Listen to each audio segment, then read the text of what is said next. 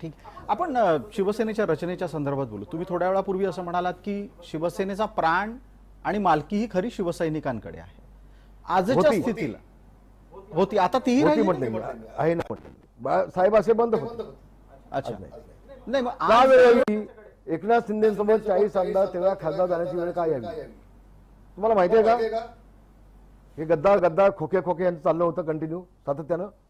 यांना एकच विचारा, गुलाब पाटील आणि 25 आमदार तुमच्याकडे आले गुवाहाटीला जायच्या आधी तर त्या 25 आमदारांनी एकच विनंती केली, साहेब आपण शिवसेना भाजप म्हणून निवडणुका लढवल्या, मोदी साहेबांचे बाळासाहेबांचे फोटो लावून आपण निवडणुका लढवल्या आणि आपले आमदार निवडून आले, त्यांचे आमदार निवडून आले. मग आपण काँग्रेस सोबत का जातोय?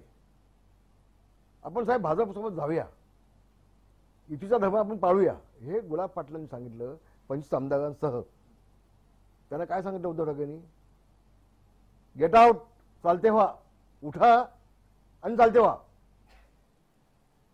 तुम्ही विचारून घ्या गुलाब पाटील सगळ्या आमदारांना, उठा, गेट आउट हा शब्द, गेट आउट, चालते व्हा इथून, उठा.